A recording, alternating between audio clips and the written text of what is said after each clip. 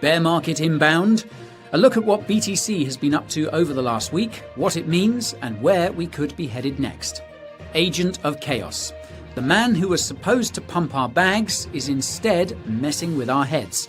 Does Trump have a market master plan, or is he making it up as he goes along? Portfolio changes ahead. As the crypto market confounds everyone, Nic and Guy are contemplating some changes to their holdings. Stay tuned to find out what. And a look at last week's top performing cryptos, dates for your diary, tweets of the week, and a whole lot of copium. This is the Coin Bureau News, live. Hello everyone, it is indeed the Coin Bureau News Live. It is indeed Monday once again, and I am indeed joined by Nic, as ever. How are you doing, sir? Hi, Guy. How's it? Happy GM Monday. Happy Monday. It's a reasonably happy Monday, I suppose. The sun is shining. Under the circumstances. There was no crazy happenings this weekend, thankfully. No. Bitcoin's still holding above 83,000. Thank God. Thank goodness for that. It hasn't crashed. At least we seem to have broken this streak of bad, horrible things happening to the crypto market over the weekend. I think this may be now the third week on the bounce that nothing god-awful has happened. And also holding out hope that this Monday we could close with a green candle, because the past 4 Mondays in a row, we have had a red candle on a Monday.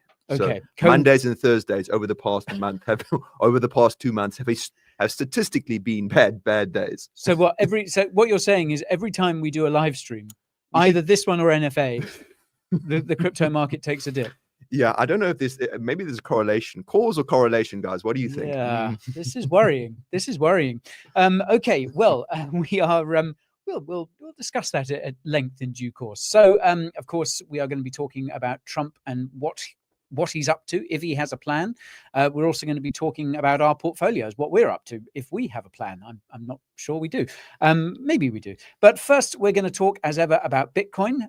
Nic, what has BTC been up to over the last week? So over the last week, well, Monday last week, as we've alluded to, was a very bad day. It started pretty good in the sense that Saylor, although he didn't announce a buy last week, he did announce this issuance, this $21 billion issuance of the strategy preferred shares, these STRK at the market program. So basically, he's looking to issue up to 21 billion more of these shares to get cash to buy Bitcoin. So Saylor is still, as ever, bullish as hell. He did, of course, today, just we should mention, use some of those proceeds to buy 130 BTC. That's not a lot. It's not a lot. I was thinking he was going to push himself over the 500,000 mark for BTC for strategy, but a mere 130 BTC. I mean, that sounds to me like he's gone around raiding the petty cash tins at strategy. It seems like it also, although he hasn't, or maybe he hasn't taken in any sort of cash from that STRK offering yet. But either way, back to last week. So after the announcement of that issuance program, most would have thought, wow, this is going to be incredibly bullish for Bitcoin. No, Bitcoin had other plans. The fear and greed index actually fell to its lowest level this year. And not only that, but Bitcoin fell to its lowest level since Trump's inauguration. Ouch. Talk about a round trip, eh? We are, look at that. I mean, we are heading back to lose all those post-election gains at this rate. Yeah, it seems like it, right? So, and then, of course, on Tuesday, we had a bit of a correction when it was revealed that Senator Cynthia Lummis would be reintroducing her bill. So we remember this was the Bitcoin Act, right? The one that everyone was hoping the strategic reserve would accumulate Bitcoin, go out and buy Bitcoin. And this one aimed to purchase 1 million BTC over a 5-year period. So she reintroduced this bill. So they injected a little bit of hopium, although it's got an uphill battle in the House and the Senate. Yeah, this is the very extreme version. Very extreme. This is the laser eyes version. The X-rated version. This is the exact X-rated. Yeah. Wednesday, we had the CPI print, which actually was pretty good in the sense that it came in lower than expected. We had a drop to 2.8%. And you can see there both the headline and the core figure. So the markets did breathe a little sigh of relief. Bitcoin did pump. But it subsequently gave that up in the second hour. So green candle up, red candle down. To like 1 step forward, 2 steps back. Yeah, it's that kind of market at the moment. Canada markets it just gave it up entirely. I don't know if it was probably around tariff concerns, which is exactly what happened on Thursday as Bitcoin continued to fall below 80K again because of tariff concerns. Friday, a bit of sideways chop and a little bit of a minor rally in the afternoon on the news that the funding bill had now passed the House, and Schumer had agreed, who's obviously on the Senate. So this is to avoid the government shutdown. Has this always been an annual thing that the US government sort of, threatens to shut down unless they can all agree on something? Is it like the debt ceiling? I think that's it. I think that's it when it comes to just the extreme polarity between political parties, and you've always got to fight about everything, every small detail. Anyway, so let's take a look at what happened over the past week in general, in collectively, right? So ETF flows had their biggest in terms of the outflows. Look at that. We had four straight days, four days of outflows. A little bit of an inflow, a little glimmer of hope on the March, on the 12th of March, 13.3 million, a little bit more than the sailor's recent buy. Yeah. So this is, I'm losing count of how many weeks of kind of consecutive outflows we've been seeing now, but it's very much a case of what goes in must come out. Exactly. We praised the inflows as a very highly efficient vehicle for inflows to Bitcoin ETFs, and we praised them when they were coming in, but as quickly as they come in, they can easily come out. Yeah, it's a super highway to adoption and also retraction. Perhaps a lot of people just moving to cash because of this uncertainty. Exactly right, and there's also some of the unwind on the cash and carry trade on the hedge fund side. But in fact, cumulatively, in terms of the ETFs, we've given up all of the cumulative inflows since January the 2nd. So another round trip there, unfortunately. Any good news, Nick? We will get there, maybe. I'm trying to find. We have to be realistic. CryptoQuant also released a report last week saying that based on many deep value metrics, we are at the start of a potential bear market and we're in bearish territory. And one of these charts was this one I'll show you. It was basically their bull bear market cycle indicator. And it flashed over there, flashed the most bearish level since July. So, yeah, not looking too good there. Now, that's obviously what happened last week. I guess the question is what's going to happen this week, because everybody wants to know what's going to happen, because hindsight's 2020. I think obviously we mentioned that Mondays are generally outflow days. Yeah.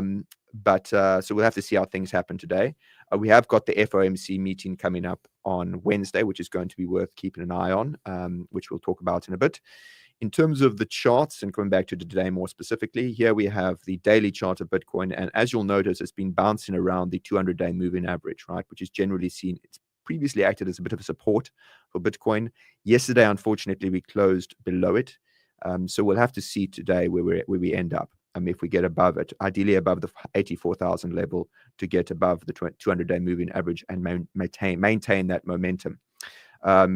Potentially something else that could help us out on that front is the liquidation levels. So this basically just shows the levels of liquidation where perps traders, shorts could be liquidated, and where the theory goes, potentially market makers may want to push the price of Bitcoin to liquidate those shorts, and they're around the 86K, 87K level. So if the theory holds out, then we could potentially see some upside. But of course, it depends on what happens on the macro side, because I heard that Trump said that he's speaking to Putin today or something. Okay. So we could get some news on the geopolitical fronts.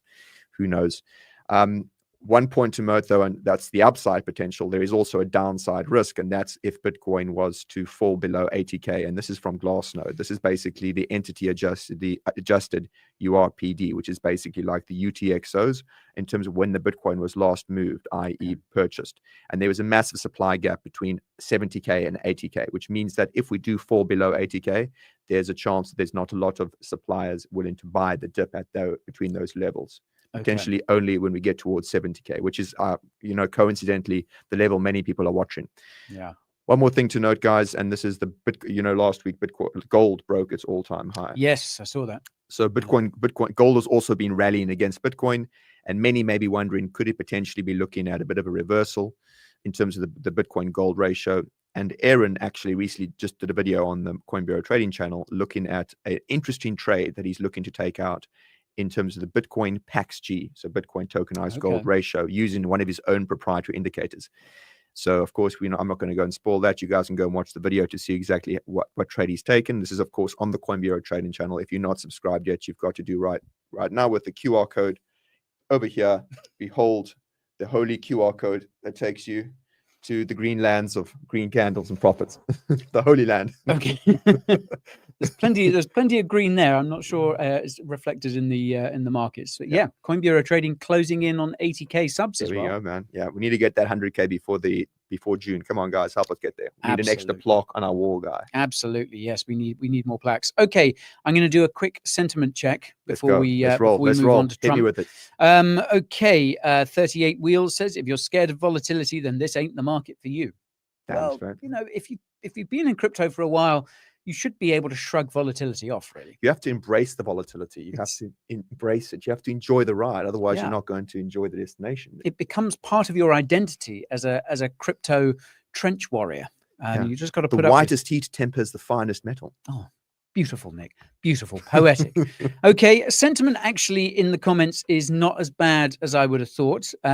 Keeps Format says it's almost time my Earl Grey tea and mixed nuts are ready. Ooh. It's very cultured. Meanwhile, mixed nuts. I think that's the craziest combination I've ever seen. Yeah, I would expect the crumpets or something. Yeah. Mixed nuts. Earl Grey tea and crumpets.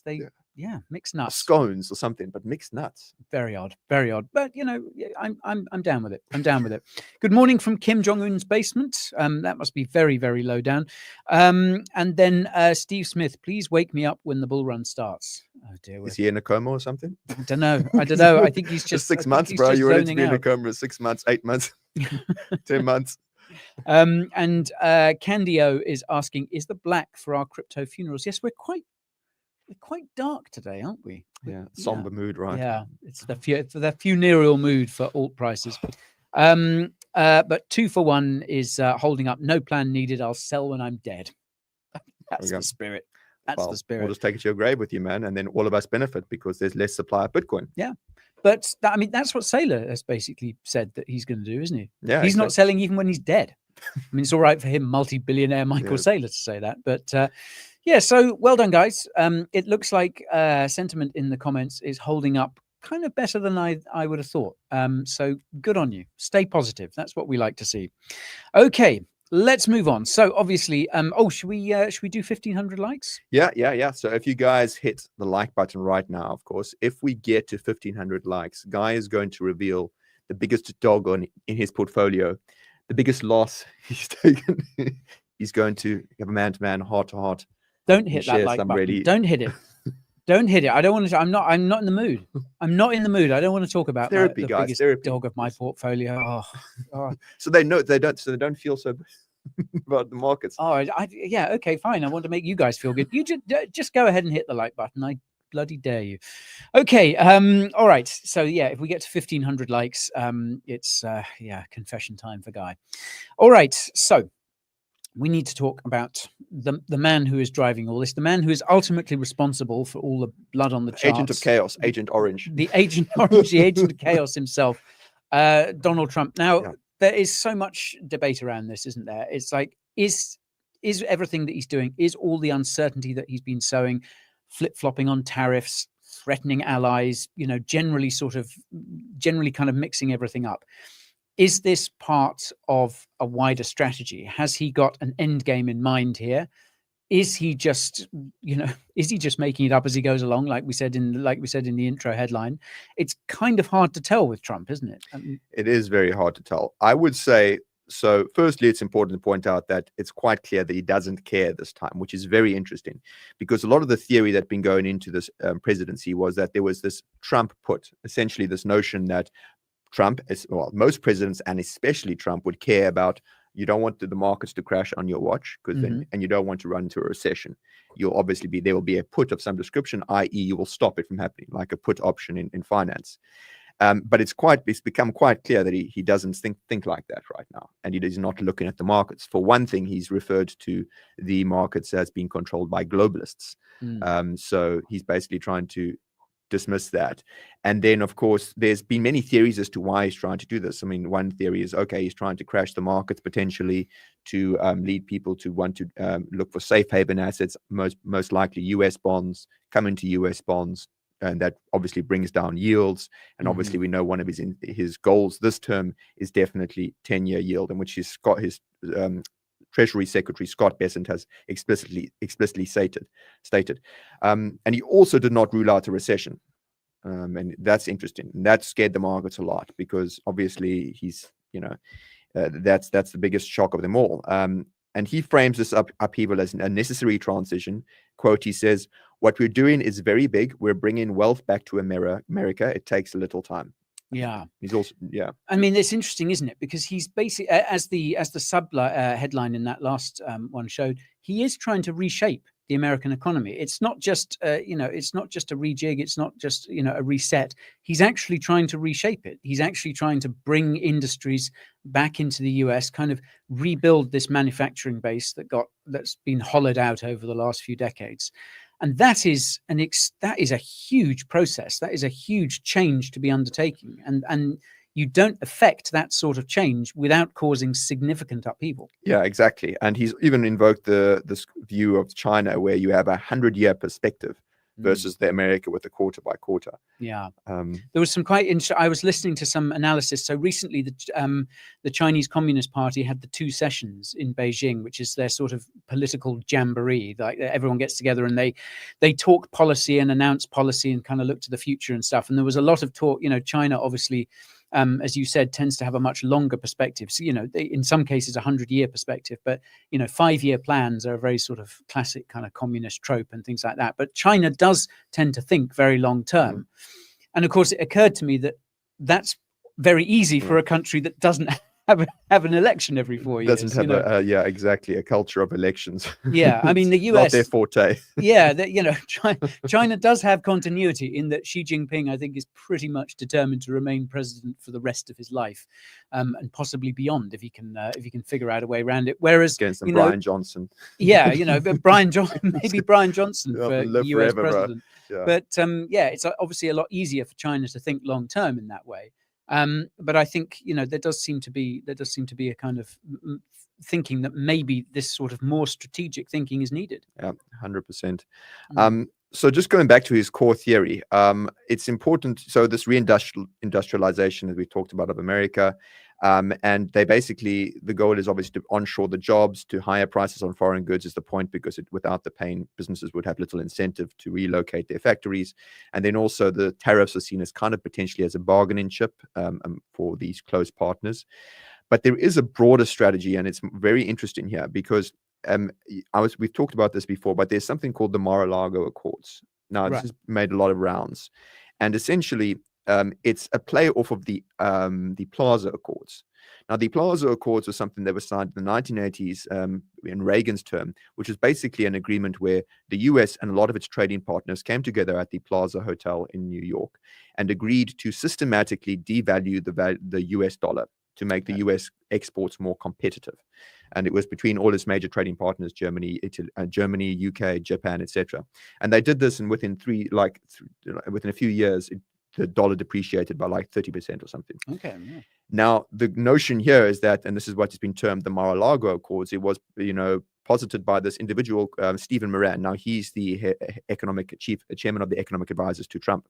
And he wrote this paper, which was just on the screen, basically arguing for how we can restructure a global trading system with a similar kind of idea of devaluing the US currency, although with some really crazy ideas. Like one is like these things with the term the century bond, right? Okay. So basically go to the trading partners, tell them, we'll give you securities, military security, if you swap your current bonds for zero interest century bonds. Okay. That's fairly aggressive. Mind you, I guess from the US's point of view, they're kind of already supplying the security guarantees. So maybe, there's that. And then there was another idea, was taxing coupons paid to non-US holders of this debt. Okay. Now, it's important to point out that both of these are a technical default. So, so it's crazy idea, but that's one of these things posited by this guy, Stephen Moran. Now, he's the head of the economic advisors, and he's a Harvard-trained PhD. So there is merit to this to a degree, in the sense the longer-term plans. If you want to reshore jobs, you have to look at ways to do it and depreciate the currency. And even smart people like the ex-CEO of Goldman Sachs, Lloyd Blankfein, he said, quote, "The risk to the markets is dislocation in the short term, but I think our republic will be better off if we spend a few $1,000s more for a car in return for having a workforce that can make things and can afford what they make." There's a lot to like there. There's a lot to like there. I guess again, it's like what with reshoring of manufacturing and things like this. This is looking towards a kind of fundamental shift in consumer culture. If you take that to its logical conclusion, and that's not necessarily a bad thing. You could argue that modern consumer culture is extremely wasteful. If there's more efficient ways to manufacture things within your country or region, obviously there are so many benefits to that. Yeah. It's cheaper, it's more efficient, it's more environmentally friendly or whatever, and all of those things are great. But again, it just amounts to such a massive reordering of the status quo, doesn't it? And there's no way you can make that omelet without breaking a lot of eggs. There's going to be lots of eggs broken, and we're already seeing some side effects of these policies. So, for example, consumer confidence came out on Friday. It was the worst consumer confidence number since November 2022. Wow. Inflation expectation. We can just show the numbers there. This is, I think, the Michigan survey. Consumer sentiment is going down. Consumer sentiment is going down.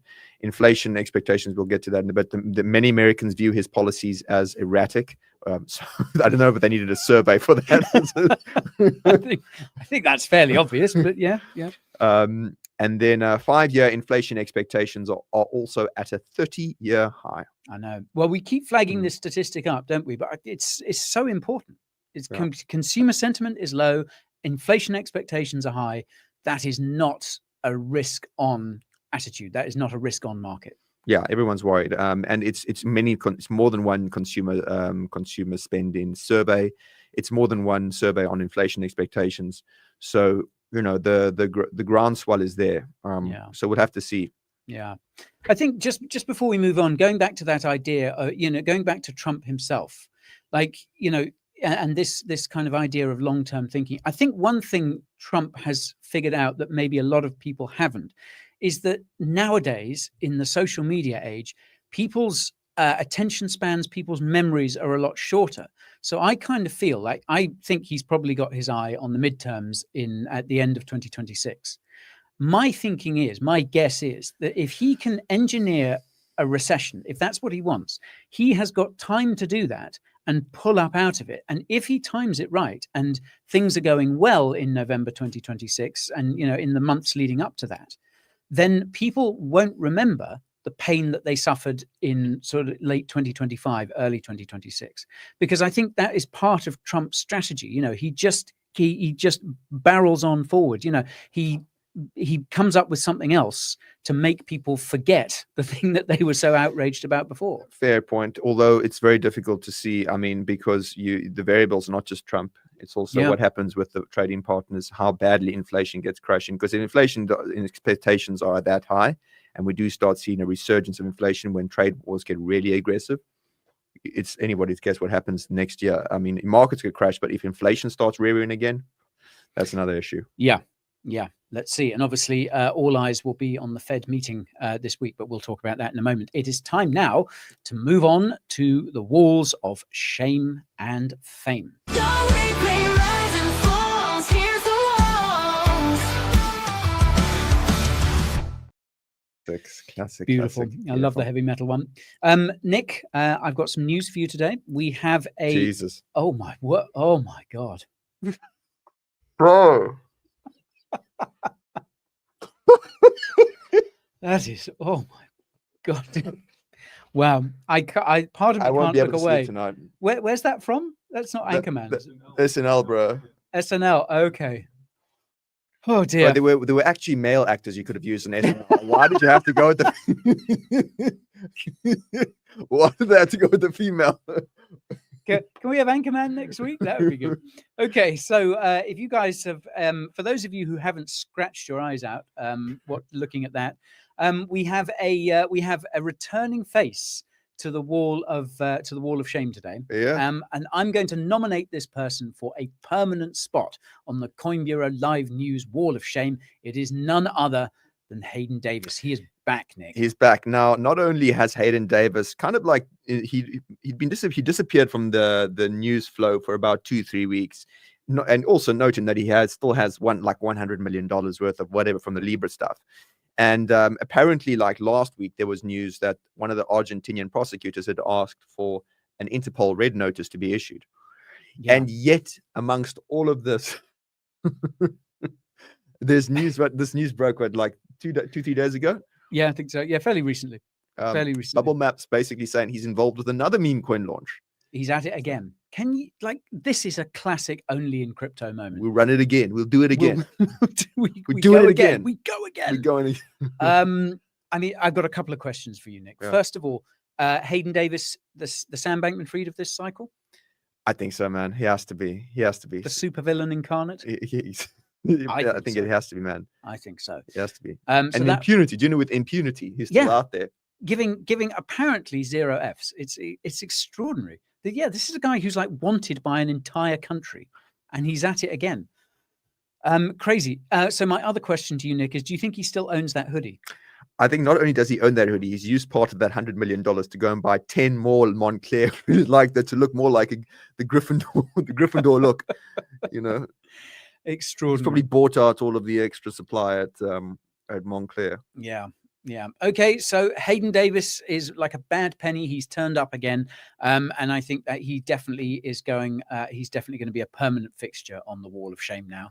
We'll have to do, we'll have to get a special graphic of the sort of, because Kim Jong-un is a permanent fixture on the wall of shame, as I believe is SBF as well. SBF, yes. Yeah. And don't worry, guys. This is crypto. There is plenty of room on that wall of shame. Yeah. Okay, let's move on to the Wall of Fame. Nick, talk us through who we've got on there today. So today we have got the hyperliquid whale. Now this he, she, or they. Well, you want to go there, do you? We have to respect all their pronouns.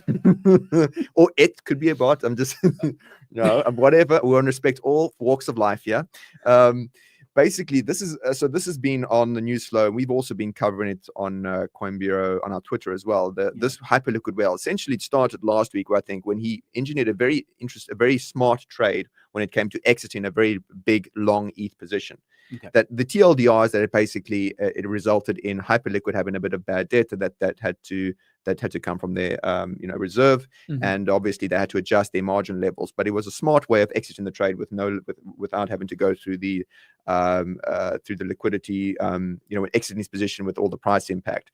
And essentially, he's been opening a lot of these other trades over the past few days as well. They've been tracking. He's done a massive long on Bitcoin. He did some Chainlink, I think, 2 weeks ago, like a few days ago, and he's recently opened up a long on Melania as well. He's basically playing. And people are following his trades, and they're trying to run a stop on his Bitcoin. Apparently, I saw some news about it because it's obviously all public. But he's winning, and he's doing very well. And his people are now tracking this hyperliquid whale. So he's a Giga Chad trader. Giga Chad trader. He's inhabiting that nexus between Giga Chad and Giga Brain. Exactly. Yeah. Good for him. Good for him or them or whatever. Okay, so the hyperliquid whale, whoever they may be, is our Hall of Fame. You're the real today. one, man. You're the MVP. Congratulations to them.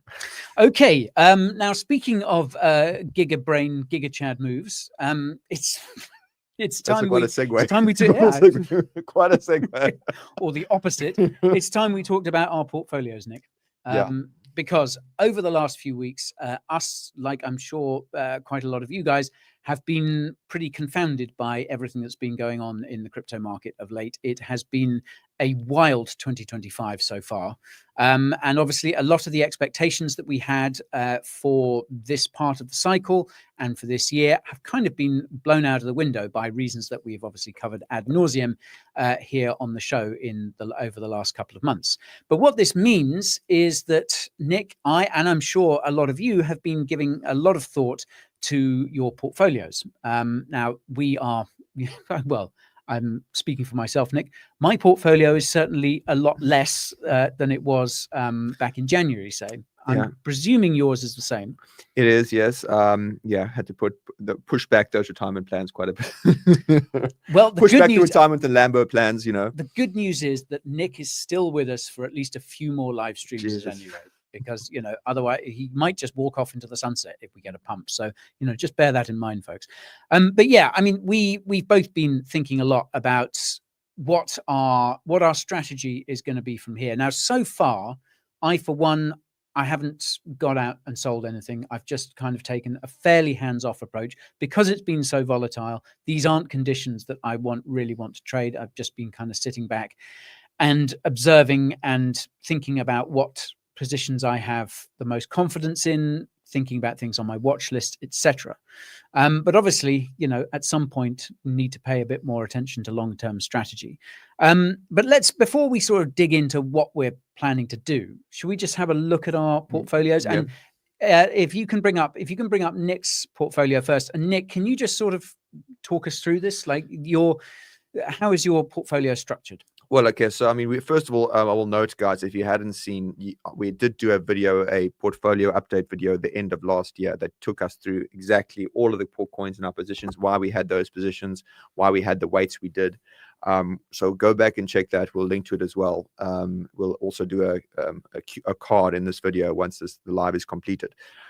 But obviously, I was generally, even before then, I was quite heavy on Bitcoin. I think at the time of that video, I was at 70% in Bitcoin. Obviously, I thought that generally Bitcoin was going to have a slightly stronger performance. I still think so. Obviously, I've been holding Bitcoin for the longest period ever. So that's why I had such a big position in Bitcoin. And then, of course, I did have a few more altcoins, but I basically consolidated towards in Q3 last year into only a few. I'm obviously very bullish on Sui and Solana as two of my top layer one alt layer one plays for many reasons. And then, of course, I still had a small bag of Avalanche and Nia as an alternatives hedges to the L1 portfolio. So that's where my portfolio currently stands. It's obviously picked up a bit in terms of Bitcoin's proportion of it because Bitcoin has performed better relative to the others. In terms of what I'm thinking is depending on if I do, that's where it's at. I'll tell you what I think I'm going to do in a bit. Let's go and first take a look at your portfolio. Okay, so Nick's is obviously concentrated in like a fairly small number of positions. Mine is something of the opposite to that.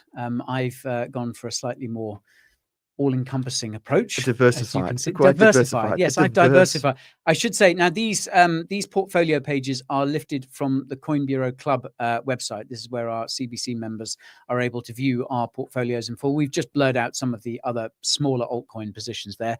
Just because guys embarrass me. Just because a lot of yes, because I'm embarrassed to hold a number of them. But if you think this is diversified, there are some other team member portfolios on there. There's some seriously esoteric positioning going on there. But yeah, so obviously I've gone in for a lot more alts. And we're both sort of fairly heavy Bitcoin. Yeah. Certainly well over 50%. And yeah, I mean, in terms of, I was saying this to CBC members in the Discord last week. I mean, I guess my strategy from here is I'm now thinking really what I want to be doing is kind of moving in the same direction that your portfolio is, as in focusing more on a smaller number of much higher conviction plays. And those are, I mean, you can see there, I mean, I hold some ETH. I'm planning to hold on to ETH for a while, but I think if we get back up to sort of the 4K level, then I will definitely be selling some then, because it's just come to that. But Solana, Sui, and Pith. Congrats, by the way, on that ETH move. Congrats. Thank you, Nic. Thank you. Welcome Nic. to the club. But yeah, let the anchor and the weight off your shoulders. Feel the relief. Feels good. So yeah, I'll be looking to consolidate in those positions that in those sort of larger positions that I've already got. And you can see Pith Network there. Do you know Pith is the one that I am asked about more, I think, than anything else? Yeah. In the Discord, in YouTube comments, so many people ask me about Pith Network. I've held a position in Pith for over a year now, since we first covered it on Coin Bureau Club over a year ago. I rode it up to past $1 and ridden it down to the lows. But I mean, yeah, it's. I think the reason it's getting that attention is because it's a really interesting project. There's lots of integrations going on. It's becoming the premier oracle for a lot of the highly performant L1s. And the team is super smart. I've done an interview with the CEO as well last year. I think the main issue they're facing is like use cases for the token. They had the big vest outs last year, and that's led to price suppression. So that's why people are probably like upset with the price performance. I wonder, Guy, in terms of, are you not going to consolidate your shit position? Just don't. I mean, that is such a tiny position anyway. Bonk, Fox, and shit. Yeah. So what was the fundamental analysis that went into your shit position? Well, the ticker. Yeah, I know, giga-brained. Yeah, I haven't even looked at That's it the right. recently. That's the right curve. Yeah, Awful. it's right. It's curve, it's a mean point on it's the left curve. Toncoin. It's such a left curve. It's a left curve. It's real far left curve. Yeah, so I mean, look, you can see from some of those positions that, you know, if you're thinking about things like the likes of Peak, Shadow Token, World Mobile Token, I think these are all great projects. Yeah. The thing is that I think any sort of pumps that we're going to get over the coming, let's say over the course of this year, I think any pumps we're going to get are going to be very short and very localized. Yeah. So my plan really is to become a lot more ruthless when it comes to selling. Now, obviously, this assumes that we get back to sort of around the levels that I bought at, or preferably into profit, where I would look to sell out of those smaller positions and consolidate into some of those larger ones like Solana, Sui, Pith, and maybe Near as well, with the intention eventually, probably, you know, when I feel that the cycle's over, to move eventually back to BTC and then begin again. Pith, I think, is going to, I long ago resigned myself. Like I say, I think it's a great project, but it is definitely a play for next cycle, given all their tokenomic issues and what have you, and vesting and things like that.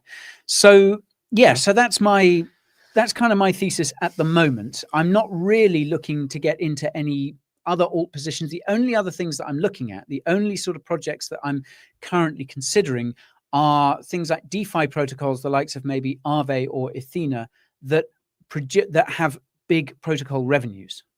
Because I think eventually positive crypto regulations in the US might allow for some of that revenue sharing to accrue to token holders. Yeah, makes and sense. I'm beginning to think, like, of all the fundamentals, you know, there are so many crypto projects out there. There are so many tokens or coins or whatever that are just useless governance tokens in a lot of cases. I kind of feel maybe the fundamentals that we need to be thinking about are things like, you know, does this protocol generate revenue? Is it going to be able to share that revenue with token holders? What is going to be the benefit to token holders of this, you know, of holding this particular position? Fair point. Yeah. So in terms of my thoughts around my portfolio, so first of all, just my thoughts more broadly around the market cycle. There's two questions here.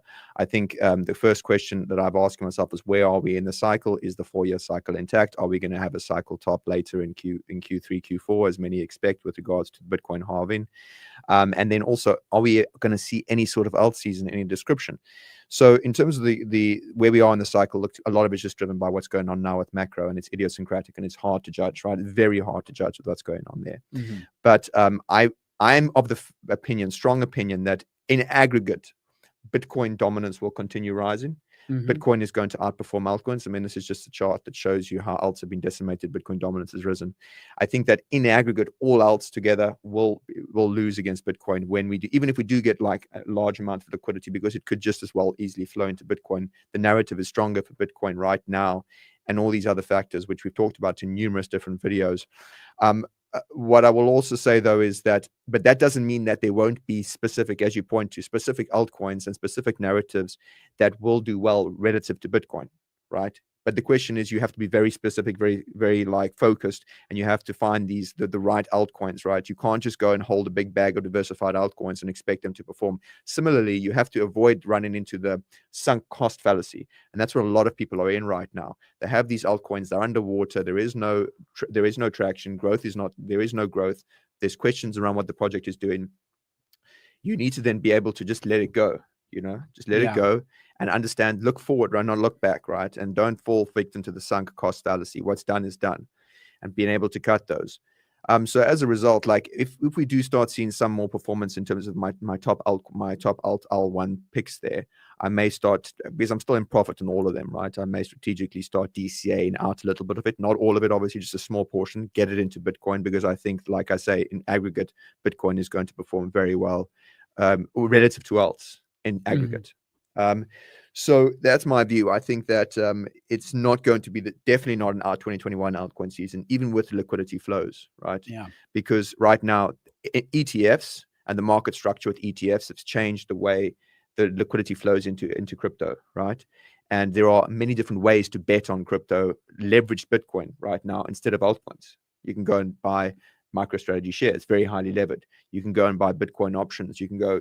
We were talking earlier about options on Robinhood, for instance. On the retail side. Yeah, I remember listening to the 1000X podcast, and the guys on there were talking about, you know, for your for your sort of retail degen, if you like, who's not necessarily in crypto, but maybe who's interested in dabbling in crypto, there are just so many more products. There are so many more toys to play with and on so many more platforms, because even back in 2021, there was still limited. Like as far as I can remember, Robinhood wasn't offering any crypto at all in 2021, or maybe it was like BTC and Litecoin, and you couldn't. It was custodial. So this time around, as you said, there are options products. There are you can get it on Robinhood. There are so many ways that investors can dabble in crypto, and of course, for so many people outside of crypto, like Bitcoin is degenerate enough.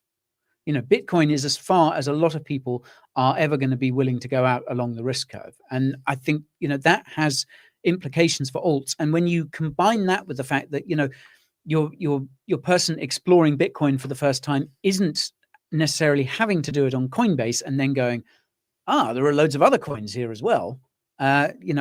That has changed it, I think. Exactly. The market structure has changed. So it's just it's a matter of, we're still bullish on some altcoins, in the sense that will be altcoins that will outperform Bitcoin. There will be altcoins that will still get you generational gains, but you have to be very, very calculating about it. And you have to have more concentrated bets. You can't just take a massive diversified portfolio and expect it to do well in general, because just statistically, based on the notion that if Bitcoin dominance you think is going to continue growing, that portfolio won't perform as well as a very localized, well thought out altcoin strategy. Yeah.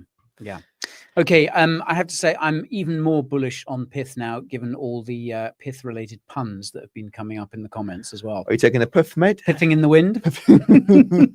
He's taking the piff. Very good. Very good. Well done, guys. I love it. Okay, let's move on and give a shout out to our brand partners.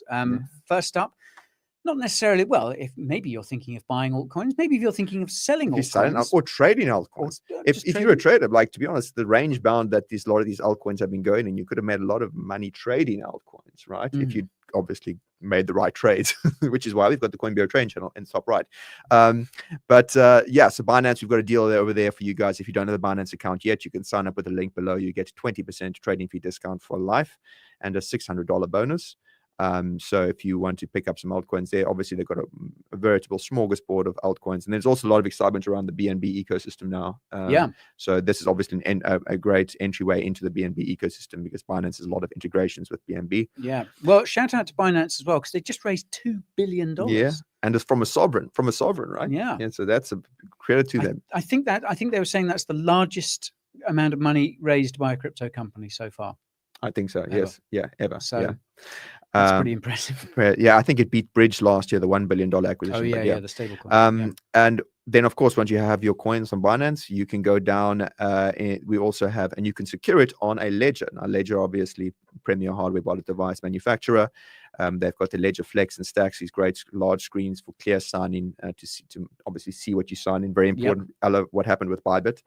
And of course, you also get a $10 Bitcoin gift card that you can load your Ledger with once you bought it, only exclusively for Coin Bureau viewers, with a link down in the description. And apparently, like last week, Ledger also helped out some other industry partners, other hardware wallet producers. Yeah, I think their pen testing team was digging into some rivals devices. Exactly, rivals devices, and they actually found a vulnerability that they actually let them know about. So they actually help in the industry. Those nerds, gigabrains down there in the Ledger vaults, pen testing all the other devices, making the entire industry safer. Yeah, good for them. And then, one more final mention. Of course, we're going to be talking. This is Arkham Intelligence, right? Now, Arkham Intelligence, guys, obviously everyone knows Arkham Intelligence. You would have, if you're on crypto Twitter, you will have seen their analysis, their data analysis of all on-chain movements.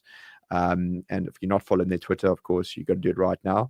But it's not just on their Twitter, because they share a lot of other information on their dashboard itself, stuff that they don't necessarily share on their Twitter. For example, last week, there was this news of Ethena minting $200 million in BlackRock's BUIDL for their USTD TB stablecoin, which is the stablecoin that is backed by the BlackRock's BUIDL fund. So utilizing BlackRock's BUIDL within DeFi protocols in terms of compostability there. So that was obviously mentioned. There was also news last week apparently about I think Mt. Gox moved something like 322 Bitcoin to Bitstamp. So that's something you would have seen if you'd been tracking on Arkham's dashboard. So well worth checking out Arkham's dashboard. As well as one more thing, if you guys are based in the US, Arkham has just released their exchange, their US based exchange. Well, that's global, but they also have many states. They're licensed in many states now. And we, CoinBureau, have a 50% off trading fees for the first month on Arkham Exchange as well. So that will also be linked to down below. Check it out. Yeah, check it out. Okay, so big thanks to all our brand partners. Right, now it is time to take a look at last week's top performers. An interesting list. You can start on the first. So the first one, this is an interesting one. Binary X, BNX, which is now sort of calling itself 4 after CZ's 4. Oh, okay. So it's a GameFi crypto on BSC. CZ follows it on Twitter, and obviously, like I said, it references that 4 gesture. Now, I couldn't find a reason for this pump that it's seen over the last week, other than the fact that there seems to be a lot of bullishness around Binance-related cryptos because of this aforementioned $2 billion raise that Binance, $2 billion investment that Binance have secured. So, yeah, the sort of BNB ecosystem in general seems to be doing pretty well off the back of that. Yep. The next one is, well, speaking of BNB ecosystem, Pancake Swap just overtook Uniswap in daily trading volume. Yeah. This is the premier DEX on BNB, right? Yep. So, there we go. Yeah, wow. just flipped it. Just flipped it recently. The next big performer from last week, from the week just gone, is Toncoin. Now, there's a couple of bits of news around Toncoin, which is quite interesting. I imagine most of you guys will have heard that Pavel Durov, the Telegram CEO, has been cleared to leave France. He's apparently come back here to Dubai. Well, yeah. Lucky guy. I mean, it's good weather at the moment here in Dubai. So that has been good for Ton. But also there was the news that Telegram Wallet is going to offer more tokens and launch a yield product on USDT. Now, you might remember it was about this time last year, I think, that Toncoin and USDT signed a sort of partnership. I think it was around Token 2049 last year. So yeah, I think basically this is there's a lot more crypto functionality coming to Telegram. I also recall, I think that potentially Ethena may be looking to do something with Telegram as well. Yeah, I heard something. I think something like that. I mean, this is what Guy Young, the CEO, I interviewed him a few months ago, and he said something like that as well. So it could be more yield-bearing products within the Telegram. Okay, so I mean, Toncoin's been sleeping for a long time. It has. It's been one of the less active of the large cap cryptos. So finally, sort of waking up. Yep. Okay. Got Helium HNT. I think this is potentially around a partnership with Telefonica. And the network in general, the network seems to be growing, and it's approaching 500,000 users. So there we go. Yeah. Okay, and finally, the last one of last week's top performers is Casper. I couldn't see a particular reason for a pump other than there's the crescendo upgrade is sort of being worked on at the moment. Holding up to a crescendo. I mean, that dad joke would be a perfect moment to end the stream on. Unfortunately, there's still loads more to come. So, just have a think about that. I'll do the dad joke. Thank you very much. Okay, before we have a look at the tweets of the week, I just want to draw your attention as well to the Coin Bureau merch store. Of course, yeah. Now, if you guys don't know, we obviously do have a merch store. Obviously, Guy's wearing one of our items over there. Very popular, the Bitcoin Illuminati our model. Guy's t-shirt. Our model. He models all our famous merch. Yeah, even though I am getting a bit fat, according to recent live stream comments. But as you can see, it works for plus size as well. It's very appropriate for the larger gentleman. So, But yes, we have that. If you're not looking for plus size Bitcoin, we also have normal sizes. We also have mugs. Yep. We got this actually. It's pretty cool. It's a mousepad. What do you call this again? I thought it was a slip mat. Slip mat, a non-slip mat or something, basically. Mat. I mean, unfortunately, it's an ETH logo, but I mean, we also have Bitcoin. And we also have Bitcoin as well as lots of mugs. We've got our hardware. We got seed words. We've got even like a dog beanie and a dog. Look at all this stuff. Beautiful. Phone cases. Gosh, look how young I look modeling that. Yeah, times change. People move on. Yeah, so do check it out. There's a link down below for the Coin Bureau merch store. Yeah. Okay, now let's have a look at the tweets of the week. with this one from Jason. This is Jason Calacanis. Calacanis, yeah. He's one of the early investors in Uber, and if you haven't heard about it, he'll probably definitely tell you about it. That's basically his catchphrase. Yeah, his catchphrase. Yeah. He's also one of the hosts on All In, right? Yep. And he's got some really bad Bitcoin takes. Obviously, this most recent one about building a better Bitcoin. We're back to that. A lot of people were dunking on that. That must be a bottom signal of some sort. Last week, talking about a better Bitcoin. Last week, he basically came out with the suggestion that we should think about taxing every single Bitcoin transaction. The US government should consider taxing every Bitcoin transaction. Oh, yeah, because that would be really easy to do. Yeah, of course. Like the US Treasury has a legal authority over the entire decentralized Bitcoin network. So he's going to go to the miners in China and all that and please pay up your tax. Yeah. So no, yeah, that's it was quite. So he's got a lot of bad takes on crypto. Thanks for sharing your thoughts, Jason. Yeah, no need to do so again for a while. He's okay. On the mid-curve Bitcoin man. Yeah. Okay, this one next from Coinbase. Now, this was an interesting one. Announcing the delisting of various meme coins, Floki, Turbo, GigaChad. This is now, if you contrast this with the ones that we saw, I'm guessing sort of November, I think it was November when they were announcing that they were listing all of them. This is a classic how it started, how it's going sort of meme. So my question is, what happened to Floki over the past 3-4 months that it met your listing requirements then, but it doesn't now? Please elaborate, Coinbase.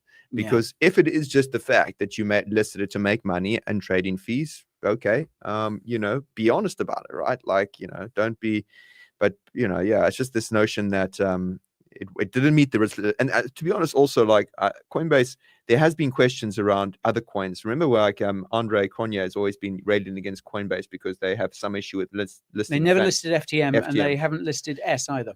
So why is Floki deserve more rights to list there when FTM is like one of the most exciting layer ones now, growing in terms of reach and all that? So it just doesn't make sense sometimes. It's very much a black box that mostly seems to lean towards, does it make us money? Yeah. Centralized exchange listing policies, I think, are one of those conversational black holes, I think, in crypto. You just go down that and it's just like, basically it's all about money in the end. It's all about trading fees, isn't it? Okay, next up we have this one from Zach Vol. Wouldn't be tweets of the week without a bit of a bash on Ethereum. Yeah, man, you need to pump those numbers, man. Pump those rookie numbers. Ethereum or Lily Fair? I don't know about you, Nick, but my money's with Lil. My money's with Lily, man. I think the trend's her friend. It's going in that direction, man. Yeah. There's more buyers for Lily Phillips than there is for Ethereum. Oh man. Sometime things will get better for us ETH holders, but for now we are just it's just punishment. It's just one punishment after another. Okay, and we also have a tweet of the week from Corey Bates, watching CNN and getting angry. I just learned 86% of America is retarded because CNN conducted a survey by the look of it, or smerkanish.com conducted a survey for them. Would you invest in Bitcoin? Over 20,000 Americans voted. 86% said no. Yeah, now that's slightly concerning to the extent like how much has Bitcoin grown in terms of the public eye, and now 86% are saying no. Yeah. Is that a good or bad thing? So one could view it as like, oh, it means we're still early, or the other is like, actually, it's people have become so repulsed by Bitcoin's volatility or politics of Bitcoin that they may decide that we don't want to invest in it. I mean, to be fair, this is CNN. I don't know, but that seems very high to me. Yeah. Very high. But again, is this a meme personified in that, it's that meme of Bitcoin at $100,000. Oh no, I missed the boat. Bitcoin at $83,000. I ain't buying that shit. Exactly. I think that's it. So it would be really interesting to see the results of that survey if BTC was over 100K. Yeah. Just saying. Okay, that was tweets of the week. Let's have a look at some coins to watch over the coming week. Yeah, so coins to watch quickly. Today is a very important day in Solana's ecosystem. It's the launch of Sol CME futures. And, it's quite coincidental because Sol, its fifth birthday was yesterday. It turned 5, the Solana network. Happy birthday, Solana. Happy birthday, Solana, all the Sol holders. 19th of March, we've got the Mantle mainnet hard fork. So this EigenDA activation on Mantle network. Mantle pumped recently a lot because of they said it was bought by World Liberty, right? The old World Liberty financial put. Yeah. Okay, so Mantle and also BNB. Yeah. They have a hard fork coming up, the Pascal hard fork. EIP 7702 smart contract wallets, better EVM compatibility, and improved developer flexibility. There we go. Yep. Okay. Dates for the diary. So on March 18th, tomorrow, we've got housing starts in the US. This is, I think it's important because there's a lot of questions around what's happening with the US housing market. So there's 1.38 million is forecast, and then 1.37 million was the previous. Yeah. And then, of course, on March 19th, Wednesday, as we alluded to, we've got the FOMC meeting and rate decision. Now, I think that the big consensus is like there's not going to be any change, but it'll be interesting to see what Jerome Powell says. Yeah, and well, this Fed meeting this week is the one where they released the summary of economic projections, the SEP, which will give an indication of how dovish or hawkish the Fed is feeling. So that's actually probably the important one to watch out for, what the SEP says. Exactly. Okay. March 20th, we've got initial jobless claims. So obviously looking on the labor side of it, 220K is the forecast versus 220K previously. Okay. And yes, also on the 21st of March, the SEC is holding a crypto roundtable. This is also open to the public, guys. That's interesting. Yeah. So you can, I think you can submit, I think there's a form that you can submit questions or suggestions or whatever. You wouldn't have seen this a few months ago. Exactly, right? So, guys, when in doubt, zoom out. Could you imagine this happening even a few months ago? Yeah. Whereas past, if you go into the SEC, they say, come in and talk to us, and they slap you with a lawsuit. Now, when you go in and talk with them, they actually listen. So, yeah. So that is a really positive note. And I think it's important to remember as well that because, just because prices are down, obviously, people aren't feeling great about the state of crypto at the moment. And I think there are a lot of reasons to be concerned, but the longer term outlook in terms of what the direction that the industry is going and all the positive things that have happened because of, Trump's election victory, there's a lot of positives around the industry. Those are going to take time to make themselves felt. We're still at the mercy of macro conditions. We're still at the mercy of liquidity. So I think we're probably in for a few more months of volatility, probably sideways chop, maybe, a few dips lower. But the long-term outlook for crypto remains really strong. And I think that's something that you guys should keep in mind, because this is definitely what we are keeping in mind for the long term as well. Ain't going nowhere. We're still going to be here. We're still going to be here. That's the bad news, folks. We ain't going anywhere. Okay. So I'm just going to run through a couple of people's comments as well. Nick, where can Sinksput person buy your pants? Are they for sale? Is that particular pair? Is it that particular pair? Should I put them on the merch store? Should I put them in the merch store? Yeah. Should we list them in the merch store? Extra. It comes with a hoodie as well. Okay. Yeah. Okay. Well, that's an opportunity for some pervert, I suppose. Bro. Okay. TBA asks, is it true Murad, the meme supercycle guy, has escaped to North Korea? No. You interviewed him, Nick. Did he give any indication that he might jump over to North Korea? He did not give any indication. I think he's still very much out there, still very much a believer in his super cycle, or at least in his coins he holds. And he's still out there. SPX has fallen a lot. Yeah. So has his portfolio, but he's still a believer. So, still posting updates. Yeah, man. And he still holds, right? Yeah. So he's a holder. What a redemption arc that will be if he's vindicated in the end. We'll see. Yeah. We'll see. Stranger things have happened in crypto. Yeah. Solo Nepion says, I've been holding since 2018 before the elite/BlackRock got in, so I'm not selling. There we go. And Schweb, also of a similar note, I've been holding since Satoshi was posting updates. So what's that, 2011? Wow. Really? Wow. Okay. Yeah. That's some real OG there, bro. Yeah. Always good to have OGs in the chat. Always welcome. Newcomers and OGs alike. Okay, that is all we've got time for today, folks. So thank you for tuning in. We will, of course, be back as ever next week. Let's hope we've got some better news for you. But like I say, the long-term outlook remains positive. It does indeed. So, yeah, I'll see you guys then. Thanks, everyone, for watching. Cheers.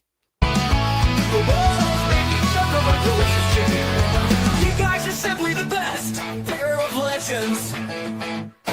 So is the bull run done? Touch the grass. I love cheese. Nobody likes Swiss cheese. Gotta be a cheddar. Swiss is okay. Good with mushrooms. I love cheese. Nobody likes Swiss cheese. Gotta be a cheddar. Swiss is okay. Good with mushrooms.